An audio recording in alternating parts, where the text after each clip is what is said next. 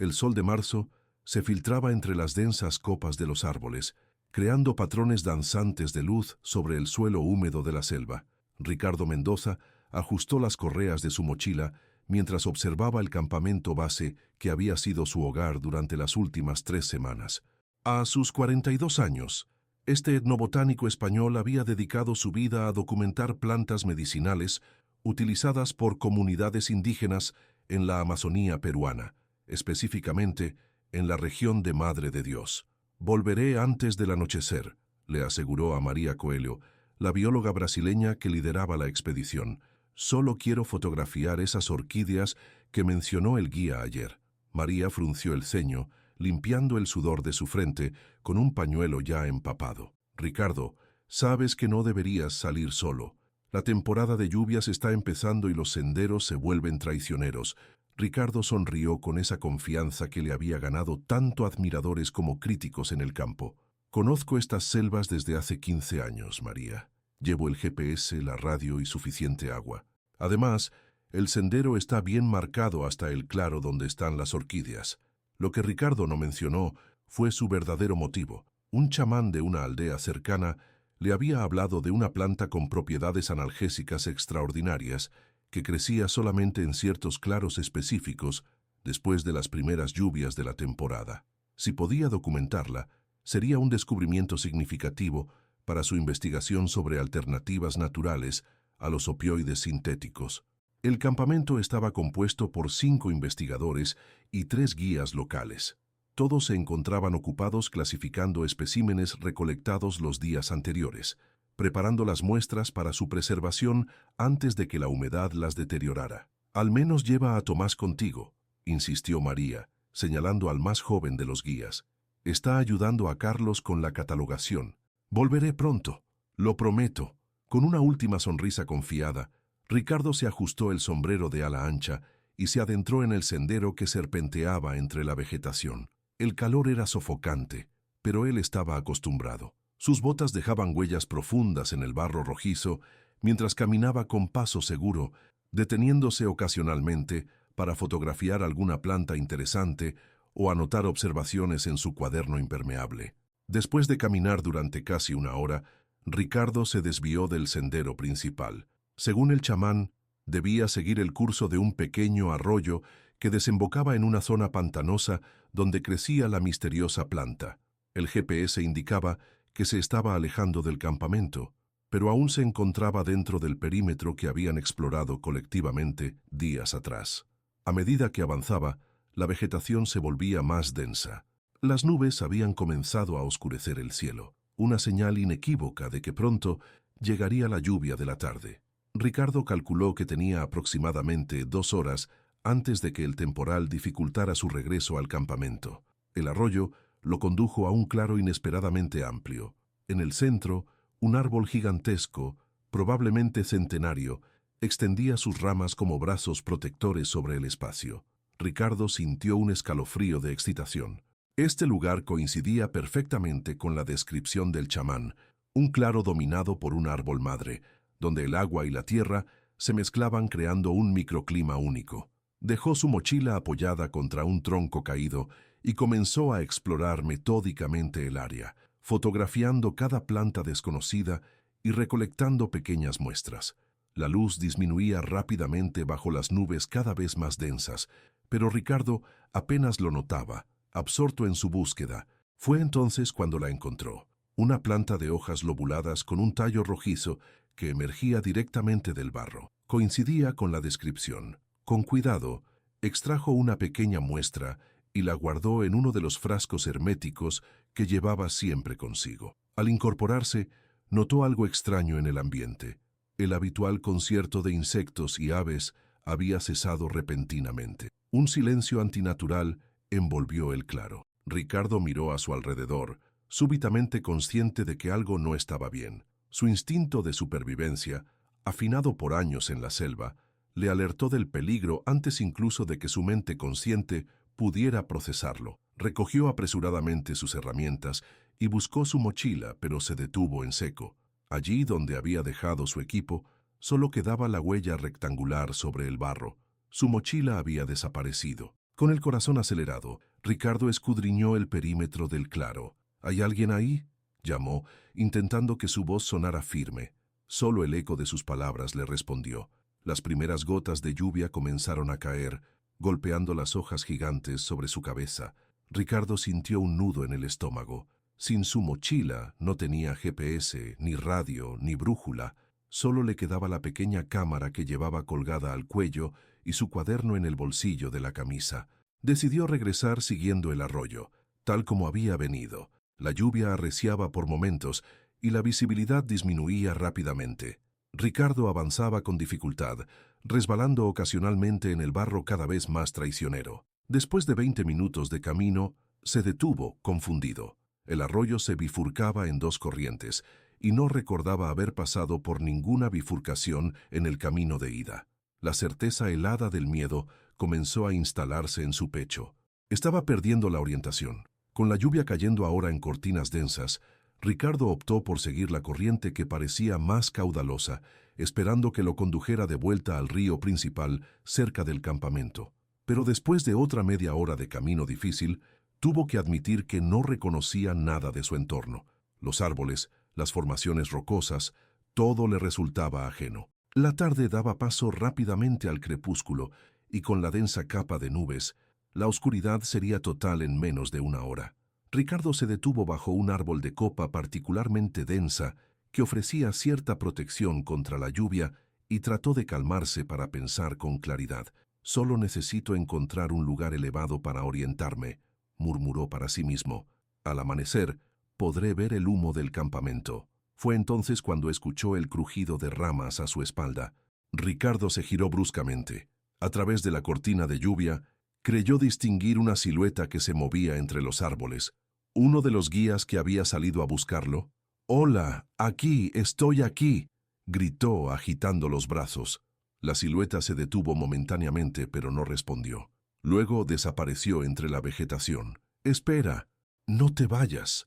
Ricardo comenzó a correr en la dirección donde había visto la figura, pero solo consiguió adentrarse más en territorio desconocido. La oscuridad creciente y la lluvia torrencial convirtieron cada paso en un acto de fe. Exhausto y desorientado, Ricardo finalmente se detuvo cuando se hizo evidente que seguir avanzando en tales condiciones era peligroso. Encontró refugio bajo las raíces expuestas de un árbol caído y se acurrucó allí, empapado hasta los huesos y temblando de frío. La noche en la selva descendió como una mortaja negra. En el campamento, María Coelho miraba ansiosamente el reloj. Ricardo debería haber regresado hacía más de 3 horas. Cuando la lluvia comenzó, había enviado a 2 guías a buscarlo por el sendero principal, pero estos regresaron sin éxito. «Tendremos que organizar una búsqueda sistemática al amanecer», dijo Carlos, el guía principal, con un tono grave que no ocultaba su preocupación. «Con esta lluvia y sin luz, es demasiado peligroso adentrarse en la selva ahora». María asintió, aunque cada fibra de su ser quería salir inmediatamente a buscar a su colega. Conocía demasiado bien los peligros de la Amazonía: desorientación, hipotermia pese al calor diurno, deshidratación, animales, plantas venenosas, terreno traicionero, y ese era solo el comienzo de una larga lista. «Ricardo es experimentado», se dijo a sí misma, «sabrá encontrar refugio para pasar la noche». Pero mientras la lluvia golpeaba incesantemente la lona de la tienda, un presentimiento sombrío se instaló en su corazón. La selva no perdonaba errores, ni siquiera a los más experimentados. Lo que ninguno de ellos podía saber era que, a varios kilómetros de distancia, Ricardo Mendoza luchaba contra el agotamiento y la desorientación. En algún momento de la noche, febril y confundido, creyó ver nuevamente aquella silueta misteriosa entre los árboles, observándolo. Intentó llamarla, pero su voz se perdió en el rugido de la tormenta. Cuando el amanecer llegó gris y brumoso, el campamento base se movilizó rápidamente. Se organizaron 3 equipos de búsqueda que partieron en diferentes direcciones, equipados con radios, GPS y suministros médicos. Durante 3 días completos, peinaron la zona, expandiendo progresivamente el radio de búsqueda. Encontraron el sendero que Ricardo había seguido inicialmente. Incluso descubrieron el claro con el árbol gigantesco, pero no había rastro del investigador español ni de su equipo. Al cuarto día, llegaron refuerzos desde Puerto Maldonado, guardaparques y policías especializados en rescates en la selva. La búsqueda se intensificó, utilizando incluso pequeños helicópteros para sobrevolar la zona cuando las condiciones meteorológicas lo permitían. Una semana después del día fatídico, encontraron la cámara de Ricardo, colgando de una rama a orillas de un río secundario, a casi 5 kilómetros del campamento original. Las fotografías mostraban sus últimos descubrimientos, incluida la misteriosa planta de tallo rojizo, pero de Ricardo Mendoza no quedaba ni rastro. Era como si la selva, inmensa y antigua, simplemente lo hubiera devorado sin dejar evidencia. La expedición científica se suspendió. María Coelho y el resto del equipo regresaron a la civilización con la terrible carga de informar a la universidad, a los colegas y, lo más doloroso, a la familia de Ricardo sobre su desaparición. Se presentaron informes oficiales, se abrieron investigaciones. Incluso varios meses después, equipos especializados regresaron a la zona para continuar la búsqueda. Pero Ricardo Mendoza se había convertido en otro nombre en la larga lista de personas que la Amazonía había reclamado para sí. Otro misterio sin resolver en las profundidades de la selva más grande del mundo. Los primeros rayos del sol apenas lograban filtrarse a través del denso dosel arbóreo cuando el equipo de búsqueda se adentró nuevamente en la selva. Era el quinto día desde la desaparición de Ricardo Mendoza, y la determinación inicial comenzaba a mezclarse con un sombrío presentimiento. María Coelho lideraba uno de los 3 grupos, acompañada por Carlos, el guía principal, y 2 guardaparques recién llegados de Puerto Maldonado. Sus rostros reflejaban el agotamiento acumulado tras noches de sueño interrumpido y días de búsqueda incesante bajo el calor sofocante y la humedad asfixiante. «Hoy nos dirigiremos al noreste», indicó María, señalando en el mapa desplegado sobre una improvisada mesa de campaña. «Los otros equipos cubrirán el este y el sureste. Si Ricardo intentó regresar al campamento, podría haberse desorientado en esa dirección debido a la tormenta». Carlos asintió, aunque sus ojos oscuros revelaban dudas que no se atrevía a expresar en voz alta. Llevaba 30 años guiando expediciones científicas por la Amazonía y sabía mejor que nadie que cada hora que pasaba disminuía dramáticamente las probabilidades de encontrar a Ricardo con vida. El equipo se puso en marcha con la eficiencia que da la rutina. Las radios crepitaban ocasionalmente con actualizaciones de los otros grupos, pero ninguna traía la noticia que todos esperaban. La selva, entretanto, continuaba con su sinfonía habitual de vida. Chillidos de monos en la distancia, el zumbido constante de insectos, el ocasional aleteo de aves coloridas entre las ramas. A media mañana, encontraron un claro que no habían explorado anteriormente. En el centro, un árbol de ceiba se elevaba majestuoso, sus raíces tabulares extendiéndose como contrafuertes de una catedral natural. «María», llamó uno de los guardaparques, agachándose cerca de la base del árbol. «Hay algo aquí». El corazón de María dio un vuelco mientras se apresuraba hacia el lugar. El guardaparque señalaba una pequeña área donde el suelo parecía haber sido removido recientemente. Con movimientos cuidadosos, comenzaron a excavar.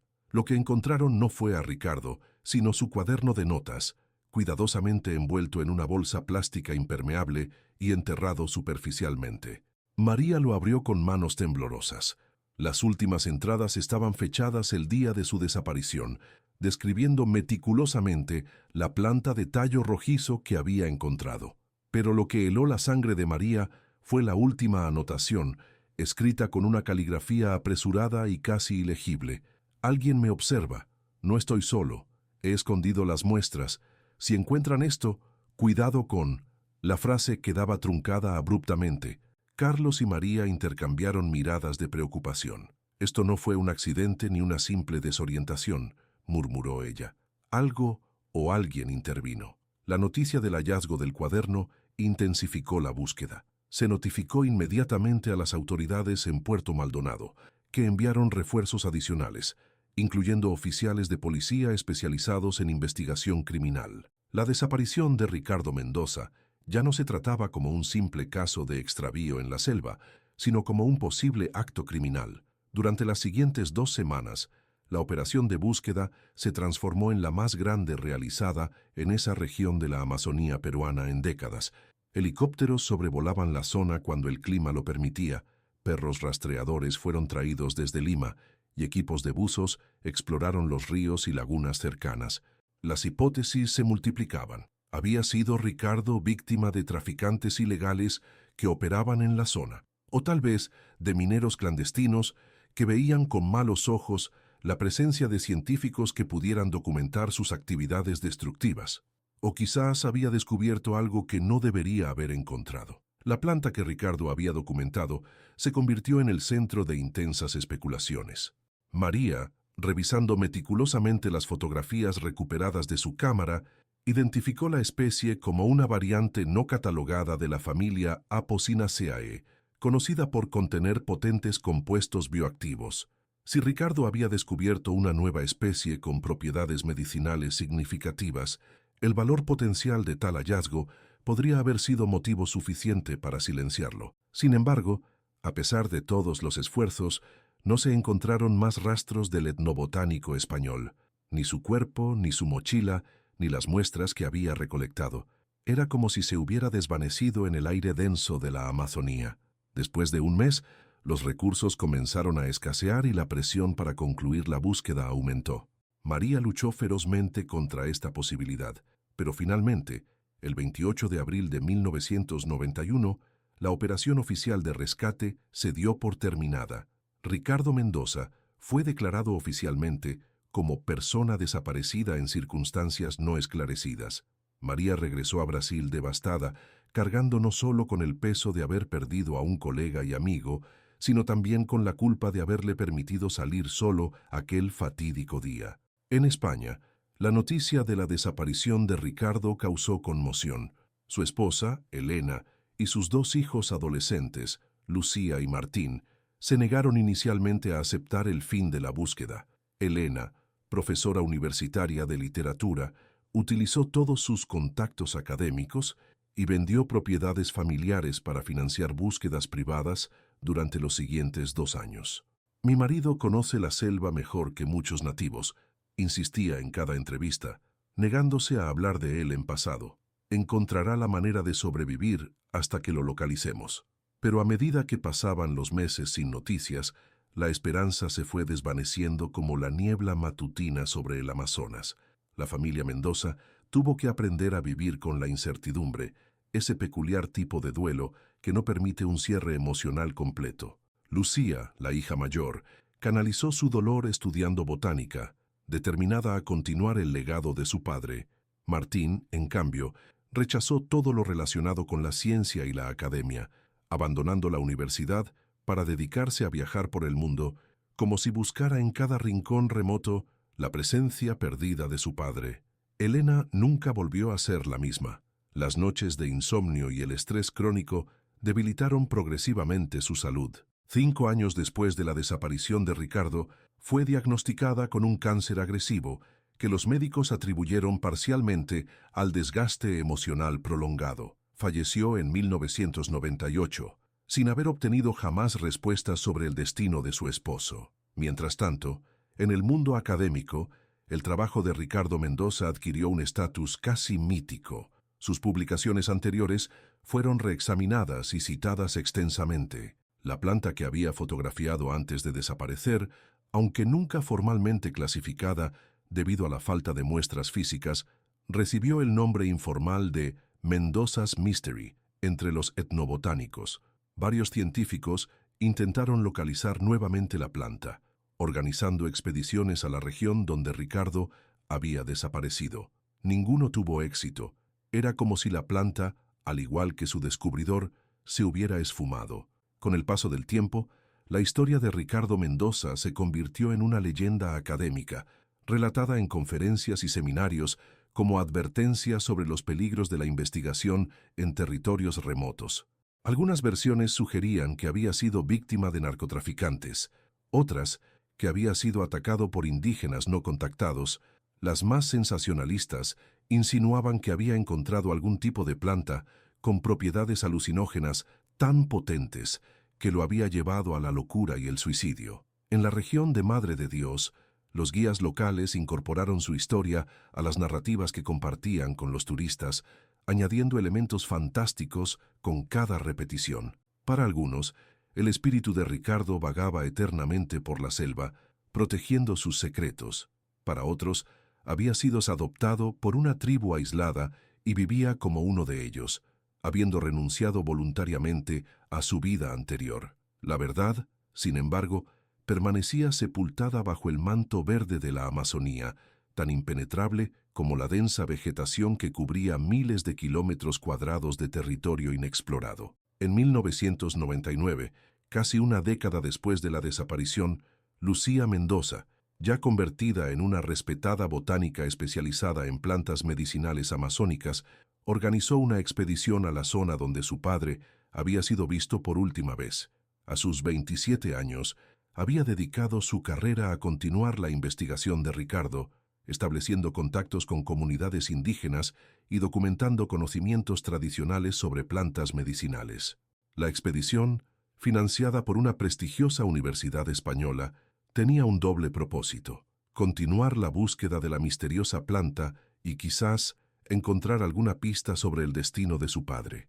María Coelho, que había mantenido contacto con la familia a lo largo de los años, se unió al equipo, viendo en esta expedición una oportunidad para redimirse de lo que ella seguía considerando su mayor fracaso profesional y personal. Durante 3 semanas, el equipo exploró meticulosamente la región, utilizando las coordenadas aproximadas extraídas de las últimas fotografías de Ricardo y las notas de su cuaderno recuperado. Recolectaron numerosas muestras y documentaron especies previamente no catalogadas, pero la planta de tallo rojizo seguía siendo esquiva. Fue en el último día de la expedición cuando Lucía, separándose brevemente del grupo principal para fotografiar un espécimen interesante, tuvo un encuentro inquietante. Un anciano indígena, que no pertenecía a ninguna de las comunidades con las que habían establecido contacto, apareció silenciosamente entre los árboles. Con gestos y palabras en un dialecto que Lucía apenas comprendía, el anciano le entregó un pequeño objeto envuelto en hojas, señaló hacia el oeste y desapareció tan súbitamente como había aparecido. Al desenvolver el paquete, Lucía encontró un viejo reloj de pulsera. Con manos temblorosas, le dio la vuelta para examinar la parte posterior. Allí, grabadas en el metal, estaban las iniciales R, M, V, Ricardo Mendoza Vega. Era el reloj de su padre, el mismo que aparecía en docenas de fotografías familiares, un regalo de Elena por su 10º aniversario de matrimonio. Lucía corrió de vuelta al campamento, gritando y agitando el reloj. El descubrimiento envió ondas de shock a través del equipo. ¿Cómo había llegado el reloj a manos de aquel anciano? ¿Estaba Ricardo vivo? ¿O era simplemente un objeto recuperado de sus pertenencias después de su muerte? Inmediatamente organizaron una excursión en la dirección indicada por el anciano, pero después de 2 días de búsqueda infructuosa, tuvieron que admitir la derrota. El tiempo asignado para la expedición había concluido, los suministros escaseaban y no habían encontrado ningún otro indicio. El reloj de Ricardo, sin embargo, reavivó brevemente el interés mediático por el caso. Periodistas de España y Latinoamérica contactaron a Lucía para entrevistas. Algunos programas de televisión dedicados a misterios sin resolver produjeron episodios sobre la desaparición de Ricardo Mendoza.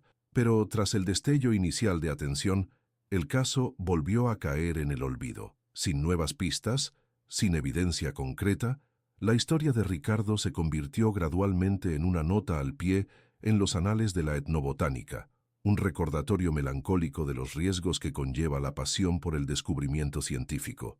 Para Lucía, sin embargo, el reloj representaba algo más que una reliquia familiar recuperada. Era una prueba tangible de que alguien, en algún lugar de la vasta Amazonía, conocía el destino de su padre. Y mientras ese alguien existiera, existía también la posibilidad de que la verdad eventualmente saliera a la luz. Con esta convicción renovada, Lucía estableció una pequeña fundación dedicada a continuar la investigación de plantas medicinales amazónicas, honrando así el legado de su padre. La Fundación Ricardo Mendoza financiaba estudios y expediciones, priorizando proyectos que involucraran colaboración directa con comunidades indígenas y respeto por el conocimiento tradicional. Mientras tanto, en la espesura de la selva, donde el tiempo transcurre a un ritmo diferente y los secretos pueden permanecer ocultos durante generaciones, la verdad sobre Ricardo Mendoza esperaba pacientemente a ser descubierta, como una semilla dormida en el suelo fértil, aguardando las condiciones adecuadas para germinar. El calor era asfixiante aquella mañana de julio de 2004. Miguel Sánchez, maestro de la pequeña escuela rural de Puerto Esperanza, un diminuto asentamiento a orillas del río Purús en la Amazonía peruana, observaba con inquietud el cielo. Nubes oscuras se acumulaban en el horizonte, anunciando una de las tormentas típicas de la temporada. «Profesor, ¿podemos ir ahora?». La voz impaciente de Raúl, uno de sus alumnos más entusiastas, lo devolvió al presente. 12 niños entre 8 y 13 años lo miraban expectantes, equipados con cuadernos, lápices y pequeñas lupas de plástico. Miguel había organizado esta excursión como parte del proyecto escolar sobre biodiversidad local. La idea era simple: llevar a los niños a explorar la selva circundante bajo supervisión, enseñarles a identificar plantas comunes y a documentar sus observaciones mediante dibujos y notas. «Sí, pero tendremos que regresar antes de lo previsto», respondió señalando las nubes amenazantes. «Seguiremos el sendero principal y no nos adentraremos más de 1 kilómetro. ¿Todos tienen sus silbatos de emergencia?». Los niños asintieron, mostrando los pequeños silbatos que colgaban de sus cuellos. Era una precaución básica. 3 pitidos cortos significaban peligro o extravío. El grupo partió del pueblo siguiendo un sendero bien marcado que los antiguos habitantes habían utilizado durante generaciones para acceder a zonas de caza y recolección. A pesar de la inminente tormenta, el entusiasmo de los niños era contagioso. Se detenían constantemente para señalar insectos coloridos, hongos extraños o flores brillantes, mientras Miguel aprovechaba cada oportunidad para convertir estos descubrimientos espontáneos en lecciones improvisadas. Después de caminar durante aproximadamente 40 minutos, llegaron a un pequeño claro donde Miguel había planeado hacer una pausa para que los niños dibujaran algunas de las plantas que habían identificado. Distribuidos en pequeños grupos, los estudiantes se dispersaron por el perímetro del claro, siempre bajo la atenta mirada de su maestro.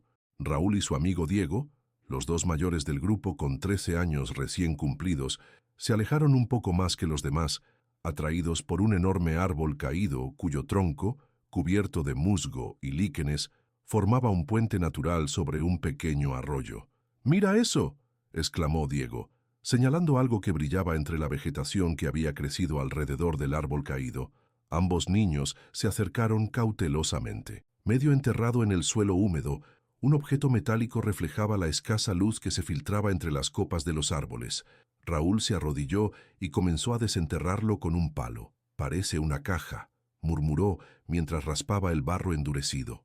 Efectivamente, lo que emergió tras varios minutos de esfuerzo era una pequeña caja metálica, aproximadamente del tamaño de un libro de bolsillo, cubierta de óxido y tierra. En la tapa, apenas visible bajo la pátina del tiempo, se distinguían algunas letras grabadas. «¡Profesor!», gritó Diego, agitando los brazos. «Encontramos algo». Miguel, que había estado ayudando a los niños más pequeños con sus dibujos, levantó la vista alarmado. Vio a los 2 muchachos inclinados sobre algo en el suelo, varios metros más allá del perímetro que había establecido para la actividad. «No se muevan de ahí», ordenó mientras se apresuraba hacia ellos. Cuando llegó junto a Raúl y Diego, los niños le mostraron excitados su hallazgo. Miguel tomó la caja con cautela, limpiando con el pulgar la superficie de la tapa para revelar una inscripción: R. Mendoza, Expedición Madre de Dios, 1991. El corazón de Miguel dio un vuelco. Aunque había llegado a la región apenas 3 años antes, conocía la historia del botánico español desaparecido. Era una de esas leyendas locales que se transmitían de boca en boca, especialmente entre los guías turísticos y los habitantes más antiguos de la zona. «¿Qué es, profesor?», preguntó Raúl, intrigado por la expresión de asombro en el rostro de su maestro. «Podría ser algo importante», respondió Miguel, examinando cuidadosamente la caja. Estaba sellada con lo que parecía ser algún tipo de resina natural, ahora endurecida por el tiempo. «Vamos a llevarla de vuelta al pueblo. La tormenta está cada vez más cerca». Como para confirmar sus palabras, Un trueno retumbó en la distancia. Miguel guardó cuidadosamente la caja en su mochila y reunió rápidamente al grupo de niños, explicándoles que la excursión debía concluir antes de lo previsto debido al clima. Mientras regresaban apresuradamente por el sendero, ahora oscurecido por las nubes de tormenta, Miguel no podía dejar de pensar en el hallazgo. Si esta caja realmente pertenecía a Ricardo Mendoza, podría contener pistas cruciales sobre su desaparición, un misterio que había permanecido sin resolver durante más de una década. Al llegar al pueblo, las primeras gotas de lluvia comenzaban a caer. Miguel envió a los niños a sus casas y se dirigió directamente a la pequeña oficina de correos y telecomunicaciones, el único lugar en Puerto Esperanza con conexión telefónica satelital. María Torres, la encargada, lo saludó con una sonrisa que se transformó en curiosidad al ver su expresión. ¿Ocurre algo, profesor? Necesito hacer una llamada internacional urgente, respondió Miguel, sacando cuidadosamente la caja de su mochila. Y necesito tu ayuda para encontrar un contacto. Durante la siguiente hora, Miguel y María hicieron varias llamadas. Primero a la Universidad Nacional de la Amazonía Peruana en Iquitos, donde un antiguo profesor de Miguel recordaba vagamente el caso Mendoza y les proporcionó el contacto de la fundación que llevaba su nombre en España. Finalmente, tras varios intentos fallidos y conexiones entrecortadas debido a la tormenta, lograron comunicarse con la oficina de la Fundación Ricardo Mendoza en Madrid. Fundación Mendoza, ¿en qué puedo ayudarle?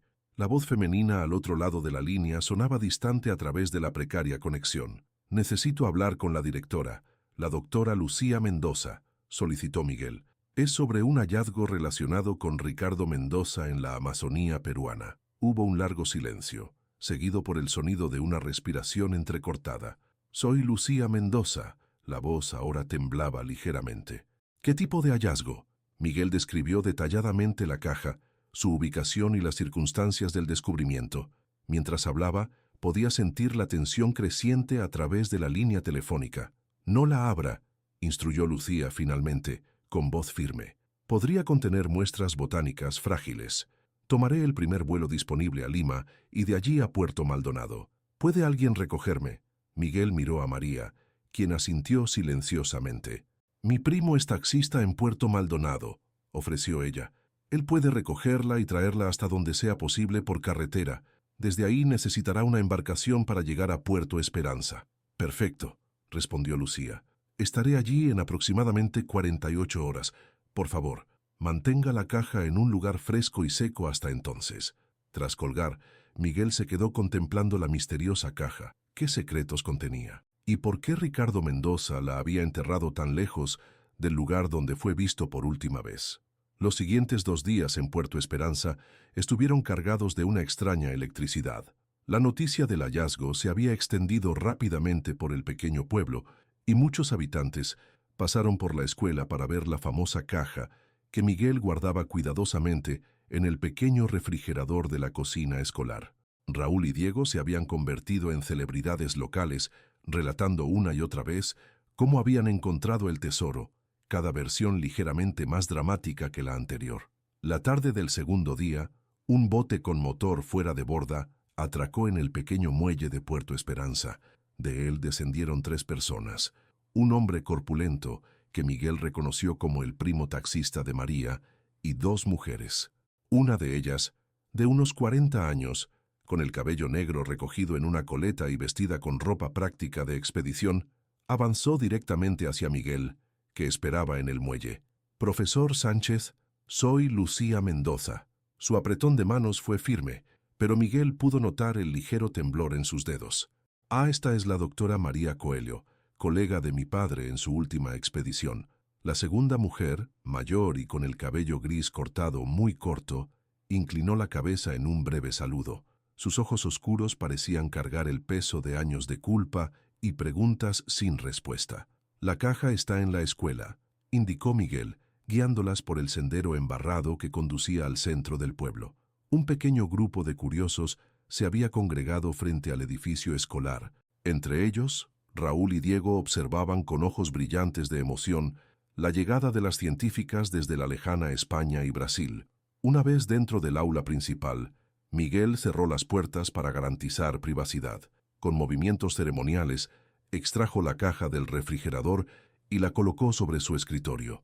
Lucía se acercó lentamente, como si temiera que la caja pudiera desvanecerse si hacía un movimiento brusco. Pasó sus dedos por la inscripción grabada en la tapa. «Es su letra», murmuró con la voz quebrada por la emoción. Reconocería su caligrafía en cualquier parte. María Coelho se había mantenido ligeramente apartada, como si no se considerara digna de participar en este momento íntimo. Pero Lucía la llamó con un gesto.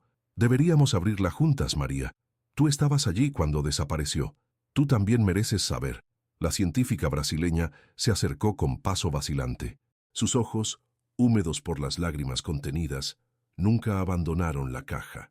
Con cuidado extremo, Lucía extrajo un pequeño kit de herramientas de su mochila. Trabajando meticulosamente, comenzó a eliminar la resina que sellaba la caja, mientras explicaba en voz baja: «Mi padre solía utilizar resina de copal para sellar sus muestras más delicadas. Es impermeable y antimicrobiana, perfecta para preservar material botánico en condiciones de alta humedad». Después de 20 minutos de trabajo paciente, el sello cedió finalmente. Con manos temblorosas, Lucía levantó la tapa. El interior de la caja estaba organizado con la precisión meticulosa característica de Ricardo Mendoza.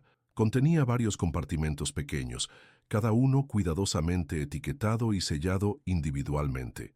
En el centro, protegido por un envoltorio adicional de hojas secas, había un frasco de vidrio que contenía lo que parecía ser una raíz rojiza. Pero lo que captó inmediatamente la atención de todos no fueron las muestras botánicas, sino un pequeño cuaderno impermeable y una grabadora de casete anticuada colocados sobre ellas. Lucía tomó el cuaderno con reverencia y lo abrió. Las páginas estaban llenas de la escritura apretada de Ricardo, diagramas detallados de plantas y anotaciones marginales en varios idiomas. Las últimas páginas, sin embargo, diferían del resto. La escritura era apresurada, casi frenética, y el contenido no trataba sobre botánica. «Es una especie de diario», murmuró Lucía, pasando las páginas con cuidado. «Comienza el día de su desaparición». María Coelho se inclinó más cerca, su rostro pálido por la anticipación y el temor. Lucía comenzó a leer en voz alta: «21 de marzo, 1991. He tenido que esconder mis descubrimientos. Alguien ha estado siguiéndome desde que encontré la planta. No son los guías de nuestro campamento. He visto sus siluetas entre los árboles. Llevan marcas tribales que no reconozco. Perdí mi mochila durante la tormenta, pero logré conservar las muestras más importantes. Estoy intentando regresar al campamento siguiendo el río, pero la crecida me obliga a tomar rutas alternativas». Pasó a la siguiente entrada: 22 de marzo. He pasado la noche en el hueco de un árbol caído. La lluvia no cesa. Estoy empapado y febril. Esta mañana encontré huellas humanas alrededor de mi refugio. Me observan constantemente. He decidido enterrar mis muestras y notas en este lugar, marcado por el gran árbol caído sobre el arroyo. Si algo me sucede, al menos mi trabajo no se perderá. La planta que he descubierto podría revolucionar el tratamiento del dolor crónico, pero temo que otros la buscan con propósitos menos nobles. La última entrada, fechada el 23 de marzo, estaba escrita con una caligrafía casi ilegible, como si hubiera sido redactada en condiciones extremas. Me han encontrado. No son traficantes como temía inicialmente. Son protectores, guardianes de conocimientos ancestrales. Me han hecho entender que algunas plantas no deben ser reveladas al mundo exterior. Han destruido mis muestras principales, pero me han permitido conservar estas notas y muestras secundarias como registro científico, con la condición de que nunca revele la ubicación exacta. Me llevan a su aldea. No sé si me permitirán regresar.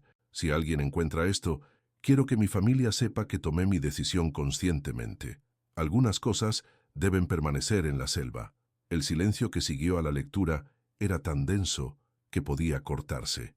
Miguel observaba los rostros conmocionados de las dos mujeres, incapaz de comprender completamente el significado de lo que acababan de descubrir. Finalmente, María Coelho rompió el silencio, su voz apenas audible: «La grabadora». «¿Crees que...?» Lucía asintió lentamente y tomó el antiguo dispositivo. Verificó que tuviera baterías y, tras un momento de duda, presionó el botón de reproducción. Un chirrido estático llenó la habitación, seguido por una voz que hizo que Lucía se llevara una mano a la boca para ahogar un sollozo. Era la voz de Ricardo Mendoza, débil pero inconfundible. Este es posiblemente mi último registro.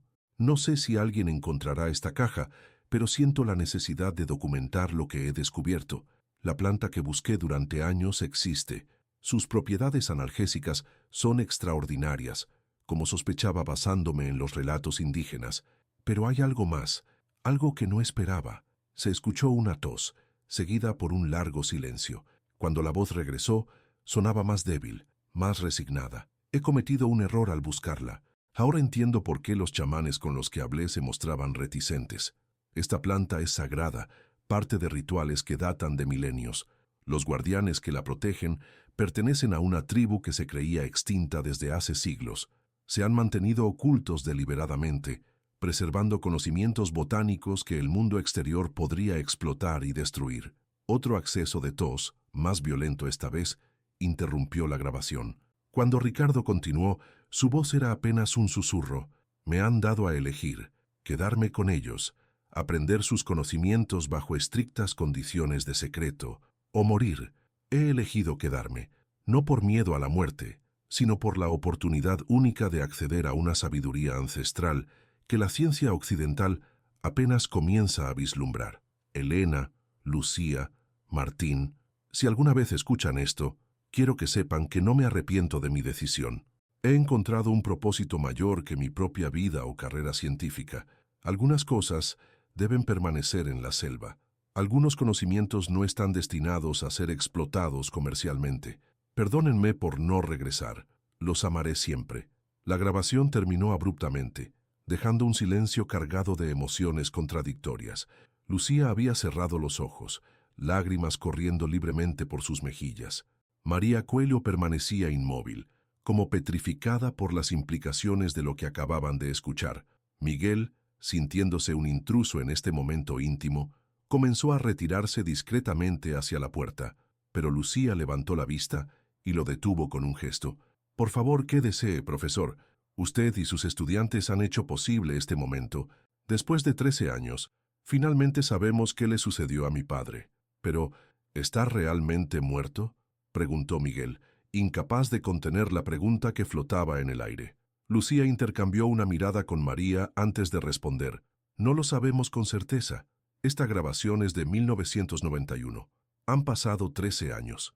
Pero lo que sí sabemos es que tomó una decisión consciente. No fue un accidente ni un crimen lo que lo mantuvo alejado de nosotros.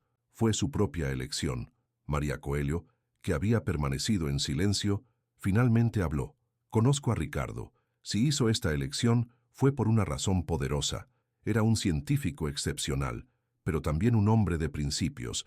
Si decidió que este conocimiento debía permanecer protegido, respetaré su decisión. Lucía asintió lentamente, pasando los dedos por los frascos que contenían las muestras. Estas son solo muestras secundarias, como él mismo dijo. Probablemente no la planta principal que descubrió, sino especies relacionadas o complementarias. Aún así, representan un legado científico invaluable. Se detuvo, contemplando la caja con expresión pensativa. La pregunta ahora es, ¿qué hacemos con este descubrimiento? La respuesta a esa pregunta tendría que esperar. Un fuerte golpe en la puerta interrumpió la conversación. Miguel se apresuró a abrir, encontrándose con el rostro agitado de Raúl. «Profesor, tiene que venir rápido. Diego y yo encontramos algo más en el bosque cuando regresamos a buscar mi cuaderno olvidado. Es un esqueleto colgado de un árbol». El silencio que siguió a las palabras de Raúl fue absoluto. Los rostros de los adultos en la habitación reflejaban distintos grados de shock e incredulidad. ¿Un esqueleto? Miguel fue el primero en recuperar la voz. ¿Estás seguro de lo que viste, Raúl? El muchacho asintió vigorosamente, su respiración aún agitada por la carrera desde el bosque. Diego y yo volvimos al lugar donde encontramos la caja porque olvidé mi cuaderno de dibujos. Mientras buscábamos, Diego vio algo extraño en un árbol grande, a unos 100 metros del arroyo. Cuando nos acercamos, el niño tragó saliva. Era un esqueleto, profesor, con ropa, colgando entre las ramas, como si el árbol hubiera crecido a su alrededor. Lucía y María intercambiaron miradas de alarma. Sin necesidad de palabras, ambas comprendieron la posibilidad que flotaba en el aire. ¿Podría ser Ricardo Mendoza? Llévanos allí, pidió Lucía, recogiendo rápidamente la caja y guardándola en su mochila. Su voz, aunque firme, traicionaba una ansiedad apenas contenida.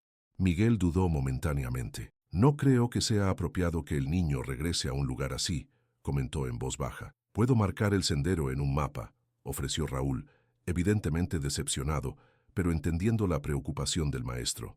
Utilizando un rudimentario mapa de los senderos locales que Miguel tenía en el aula, Raúl señaló la ubicación aproximada del macabro hallazgo. Después de asegurarse de que el muchacho regresara a casa, con instrucciones estrictas de no hablar del descubrimiento con nadie más, Miguel, Lucía y María se dirigieron al bosque.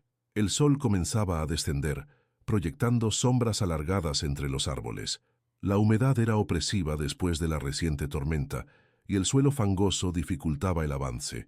Miguel lideraba el grupo, machete en mano para despejar ocasionalmente el sendero parcialmente obstruido por la vegetación que había crecido desde la excursión escolar 2 días antes. Lucía caminaba en silencio, su mente un torbellino de emociones contradictorias. Durante 13 años había buscado respuestas sobre el destino de su padre. La grabación encontrada en la caja ya había proporcionado más claridad que todas las expediciones y búsquedas anteriores combinadas. Pero ahora, la posibilidad de encontrar sus restos mortales generaba sentimientos ambivalentes. Por un lado, representaría un cierre definitivo.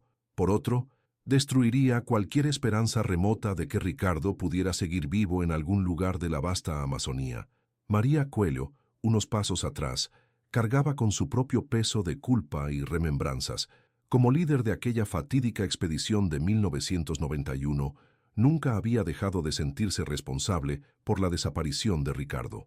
A pesar de la explicación proporcionada por la grabación, que absolvía a cualquiera de culpa directa, el dolor persistía.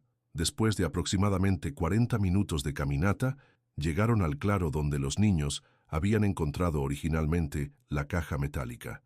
Miguel se orientó basándose en las indicaciones de Raúl y señaló hacia una densa área de vegetación. Debe ser por allí, a unos 100 metros en esa dirección. Avanzaron con cautela, cada paso más lento que el anterior, como si inconscientemente quisieran postergar el momento del descubrimiento. La vegetación se volvía más densa, con lianas colgantes y enormes hojas de helechos que obstaculizaban la visión. Fue María quien lo vio primero. Se detuvo abruptamente, señalando hacia arriba con una mano temblorosa. Allí, a unos 7 metros de altura, parcialmente fusionado con el tronco de un enorme árbol de ceiba, se encontraba efectivamente un esqueleto humano. La escena era tan extraña como perturbadora. El árbol parecía haber crecido alrededor y a través de los restos, incorporándolos gradualmente a su propia estructura. Jirones de lo que alguna vez fue ropa aún colgaban de los huesos, preservados parcialmente por la resina natural del árbol que los había embalsamado lentamente con el paso de los años. Lucía emitió un sonido ahogado, mezcla de shock y dolor. Miguel la sostuvo instintivamente por el brazo, temiendo que pudiera desmayarse. «No podemos saber si es él», dijo suavemente, intentando ofrecer algún consuelo. «Es él», respondió Lucía con voz quebrada. «Mira su mano derecha». Miguel y María siguieron su mirada. Efectivamente, en la mano esquelética que sobresalía parcialmente del tronco, brillaba débilmente un anillo de oro. «El anillo de matrimonio de mis padres», explicó Lucía. «Tiene sus iniciales y las de mi madre grabadas en el interior. Es inconfundible». María se había acercado a la base del árbol, examinando el terreno circundante con ojos expertos. Después de unos minutos, se incorporó con expresión pensativa. «Esto no tiene sentido», comentó. Según la grabación, Ricardo decidió quedarse voluntariamente con esa tribu desconocida. ¿Por qué encontramos ahora su cuerpo aquí y en estas condiciones? Lucía se acercó al árbol, tocando reverentemente su corteza. Y más importante aún, ¿cómo llegó a estar integrado al árbol de esta manera? Esto no parece un entierro tradicional de ninguna cultura indígena que conozca. Miguel, que había estado observando silenciosamente, señaló algo en la base del árbol. «Miren esas marcas». En la corteza, casi a nivel del suelo, había símbolos tallados. No eran recientes. El árbol había crecido parcialmente sobre ellos, distorsionándolos, pero aún eran reconocibles como figuras antropomórficas estilizadas, similares a petroglifos antiguos. Son símbolos ceremoniales, explicó María, inclinándose para examinarlos mejor. He visto marcas similares en sitios sagrados de algunas tribus amazónicas. Este no fue un entierro casual, fue un ritual deliberado. Un pensamiento inquietante comenzó a formarse en la mente de Lucía. La grabación mencionaba guardianes que protegían plantas sagradas, reflexionó. ¿Y si estos guardianes no le dieron realmente una elección? ¿Y si la grabación fue hecha bajo coacción? María negó con la cabeza. No. Conocía a Ricardo. Su voz en esa grabación era sincera. Creo que inicialmente sí eligió quedarse con ellos. Pero quizás algo cambió después. Los tres guardaron silencio, contemplando el extraño entierro arbóreo. El sol descendía rápidamente, tiñendo el bosque de tonos anaranjados y rojizos. Pronto sería peligroso permanecer allí. Debemos notificar a las autoridades, dijo finalmente Miguel. Esto es evidencia de algo. No estoy seguro de qué exactamente, pero es importante. Lucía asintió distraídamente, su mirada fija en los restos de su padre. Después de 13 años de incertidumbre, finalmente lo había encontrado, aunque de una manera que jamás habría podido imaginar. Necesito un momento a solas, pidió. Miguel y María intercambiaron miradas comprensivas y se retiraron unos metros, dándole espacio pero manteniéndose lo suficientemente cerca para intervenir si fuera necesario. Lucía se acercó al árbol y apoyó su frente contra la corteza rugosa, cerrando los ojos. Era una comunión silenciosa con su padre, una despedida postergada durante demasiado tiempo. Mientras permanecía así, sus dedos rozaron algo inusual en la corteza. Abriendo los ojos, examinó el área más detenidamente. Allí, casi invisible a menos que se supiera exactamente dónde mirar, había una pequeña cavidad en el tronco, cuidadosamente sellada con la misma resina que había protegido la caja metálica. Con movimientos deliberadamente lentos, Lucía extrajo su navaja multifunción y comenzó a trabajar en el sello resinoso. La cavidad era pequeña, apenas del tamaño de un puño, pero definitivamente artificial. Después de varios minutos de cuidadoso trabajo, el sello cedió. Lucía introdujo sus dedos en la abertura y extrajo un objeto envuelto en hojas secas y preservado en más resina, un pequeño cuaderno de cuero, mucho más pequeño que el encontrado en la caja metálica. María, Miguel, llamó suavemente. Cuando se acercaron, les mostró su hallazgo. Estaba escondido dentro del árbol, junto a él. Con manos temblorosas, Lucía desenvolvió cuidadosamente el cuaderno. Las páginas estaban sorprendentemente bien conservadas, protegidas por la resina natural y el cuero impermeable. La escritura era inconfundiblemente la de Ricardo, pero diferente a la del cuaderno científico o la frenética nota final. Esta era metódica, cuidadosa, como si cada palabra hubiera sido considerada profundamente antes de ser escrita. «Es un diario», murmuró Lucía, fechado, 2 años después de su desaparición. Los tres intercambiaron miradas de asombro. Ricardo había sobrevivido al menos 2 años después de grabar aquel mensaje desesperado. A medida que el sol se ponía, alumbrándose con linternas, comenzaron a leer el extraordinario documento. Era un relato detallado de la vida de Ricardo con la misteriosa tribu de guardianes, a quienes él llamaba los custodios de la raíz sagrada. Había aprendido su idioma, participado en sus rituales y gradualmente ganado su confianza. Mejan mostrado plantas cuyas propiedades medicinales desafían todo lo que la ciencia occidental conoce, había escrito en una entrada. Tratamientos para enfermedades que consideramos incurables, pero también me han enseñado el costo de este conocimiento. Siglos de equilibrio cuidadosamente mantenido entre las plantas, los animales y los humanos. Un equilibrio que la explotación comercial destruiría en cuestión de años. A medida que avanzaban en la lectura, emergía una historia fascinante y trágica. Ricardo había llegado a comprender profundamente la misión de los custodios y a compartir su filosofía de protección. Durante casi 2 años, había vivido entre ellos como un aprendiz respetado, documentando secretamente sus conocimientos con la intención de preservarlos para la posteridad. pero sin revelar sus ubicaciones específicas al mundo exterior. Pero todo cambió cuando un grupo de madereros ilegales comenzó a operar cerca del territorio sagrado, amenazando tanto a la tribu como a las plantas que protegían. Los ancianos están divididos, escribía Ricardo en una de las últimas entradas. Algunos creen que debemos retirarnos más profundamente en la selva, como han hecho durante siglos cuando el mundo exterior se acerca demasiado. Otros argumentan que esta vez es diferente, que no hay suficiente selva virgen restante para escapar. Me han pedido consejo, como puente entre ambos mundos. Mi dilema es imposible. Revelar su existencia podría atraer protección oficial, pero también expondría sus secretos a la explotación. Mantener su secreto podría condenarlos a la extinción frente a la implacable expansión de la frontera extractiva. La última entrada, fechada el 15 de julio de 1993, era breve y críptica. He tomado mi decisión. Regresaré al mundo exterior para alertar sobre la importancia de proteger esta región, sin revelar los secretos específicos de los custodios. He preparado mapas que delimitan el área que debe ser preservada, sin señalar las ubicaciones exactas de las plantas sagradas ni de la aldea. Los ancianos están divididos sobre mi plan. Algunos me apoyan, otros consideran que he traicionado su confianza. Esta noche realizaré el ritual de despedida y mañana partiré. Si algo me sucede, que quien encuentre este diario sepa que actué según mi conciencia, intentando proteger tanto el conocimiento ancestral como a sus guardianes. No había más entradas. El silencio que siguió a la lectura era profundo, cargado de significado y preguntas. «Nunca logró salir», murmuró María finalmente. Algo sucedió después de escribir esto. Lucía asintió lentamente, las piezas del rompecabezas comenzando a encajar en su mente.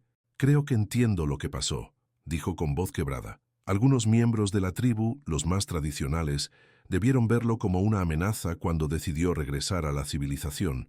Temían que revelara sus secretos, a pesar de sus promesas. «El árbol», intervino Miguel, señalando hacia los restos, «no es un entierro común, es un ritual específico». María asintió, sus conocimientos antropológicos activándose. En algunas culturas amazónicas, cuando alguien posee conocimientos sagrados y muere, su cuerpo es incorporado a un árbol sagrado.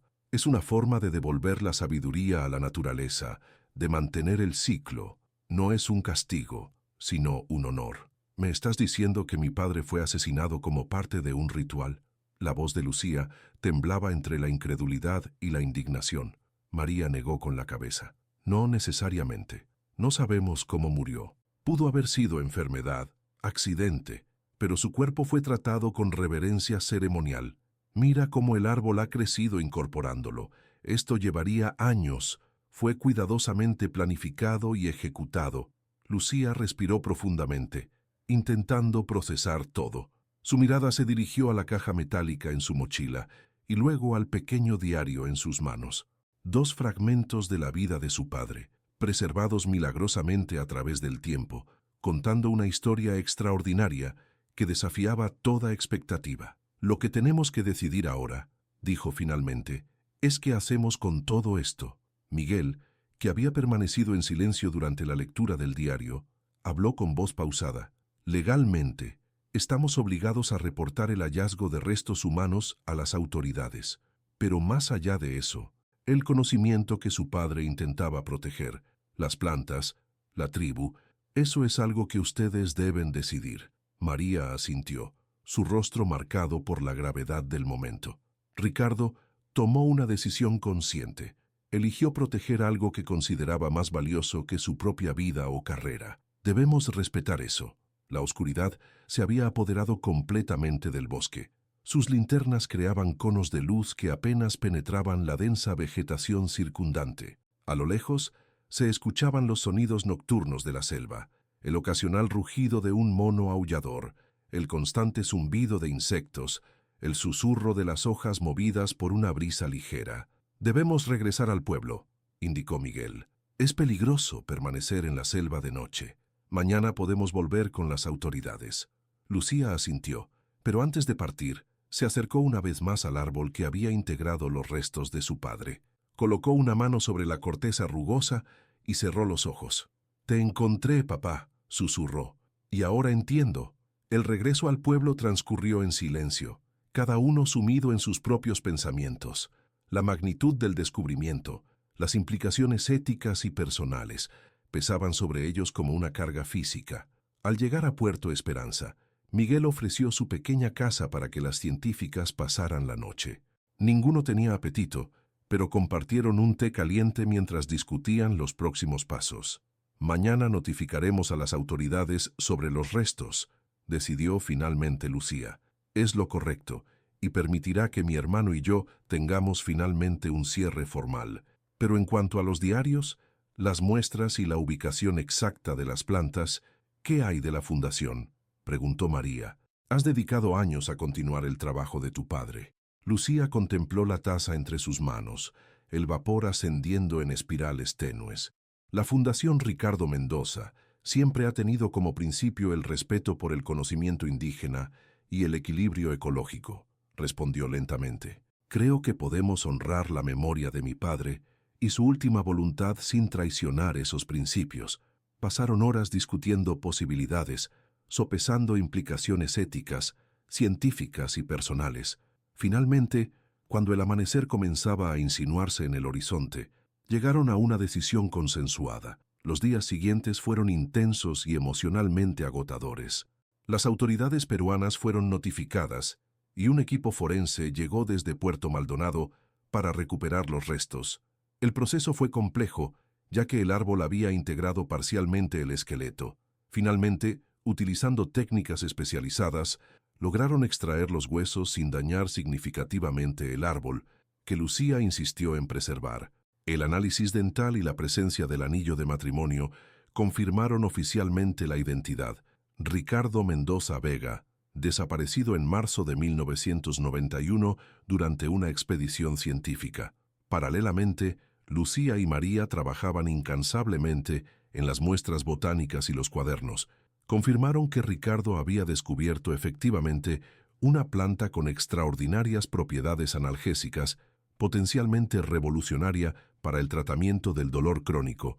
Las muestras secundarias que había preservado en la caja metálica, aunque no eran la planta principal, contenían compuestos relacionados con significativo valor científico. Una semana después del hallazgo inicial, Lucía convocó una pequeña conferencia de prensa en Lima.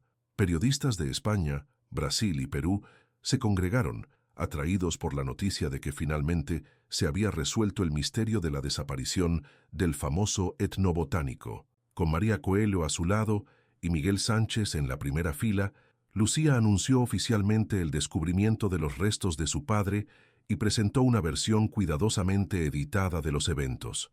Ricardo Mendoza no se perdió accidentalmente en la selva, explicó con voz firme.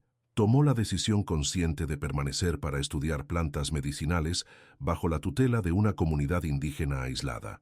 Sus notas y grabaciones, que hemos recuperado, indican que descubrió especies con propiedades medicinales significativas, pero también comprendió la importancia de proteger tanto estas plantas como el conocimiento tradicional asociado a ellas. Un periodista levantó la mano. ¿Están diciendo que vivió con esta tribu durante 2 años después de su desaparición? Y luego, ¿qué sucedió? Lucía intercambió una mirada con María antes de responder. Los detalles exactos de su muerte no están claros. Las evidencias sugieren que falleció por causas naturales mientras realizaba trabajo de campo. La comunidad indígena lo enterró según sus tradiciones, que incluyen un proceso especial utilizando árboles sagrados. Otro periodista insistió. Revelarán la ubicación de estas plantas medicinales y la identidad de esta misteriosa tribu. No, respondió Lucía categóricamente. Respetando la última voluntad de mi padre y los principios éticos de la etnobotánica moderna, no divulgaremos información que podría llevar a la explotación no sostenible de recursos naturales o a la perturbación de comunidades indígenas aisladas. Lo que Lucía no mencionó fue el acuerdo al que habían llegado en privado. La Fundación Ricardo Mendoza establecería un programa de conservación en colaboración con organizaciones ambientales peruanas, creando una reserva protegida que abarcaría la región donde se encontraban las plantas sagradas, sin revelar sus ubicaciones específicas ni la existencia de los custodios. Las muestras secundarias, serían estudiadas científicamente, y cualquier desarrollo farmacéutico derivado de ellas incluiría acuerdos de beneficio compartido con las comunidades indígenas de la región. Los detalles específicos sobre la planta principal y sus propiedades únicas permanecerían sin publicar, honrando así tanto el compromiso de Ricardo con los custodios como su deseo de proteger el conocimiento tradicional. 2 meses después, en una pequeña ceremonia privada cerca de Madrid, los restos de Ricardo Mendoza fueron finalmente enterrados junto a los de Elena, su esposa. Lucía y su hermano Martín, reunidos por primera vez en años, permanecieron largo tiempo frente a la tumba compartida de sus padres. ¿Crees que hicimos lo correcto?, preguntó Martín, que había recibido la noticia con una mezcla de alivio, dolor y asombro. Lucía contempló la fotografía de sus padres colocada sobre la lápida. Ricardo y Elena sonrientes durante una expedición, décadas atrás, cuando todo era posible y el futuro se extendía brillante ante ellos. Sí, respondió finalmente.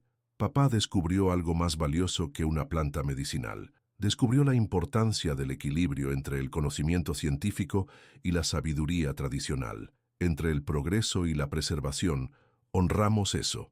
Martín asintió lentamente. ¿Sabes? Durante años lo odié por abandonarnos, pero ahora entiendo que nunca quiso hacernos daño. Estaba siguiendo algo más grande que él mismo, más grande que todos nosotros, concordó Lucía.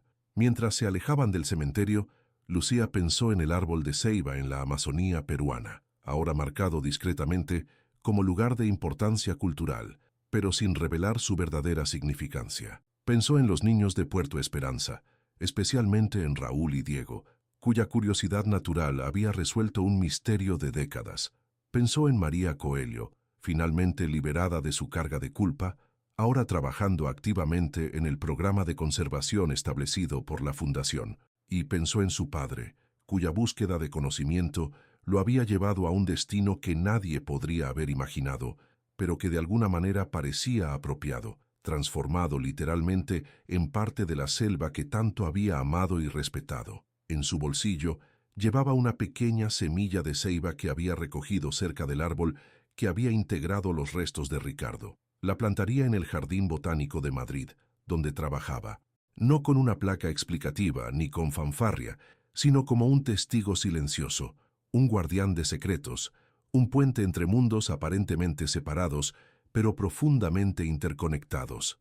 Algunas historias no necesitan ser contadas completamente para transmitir su verdad esencial. Algunas verdades son más poderosas cuando permanecen parcialmente veladas, como la luz filtrada a través del denso dosel de la selva amazónica, revelando solo lo suficiente para guiar el camino mientras preserva los misterios que dan a la vida su profundidad y significado.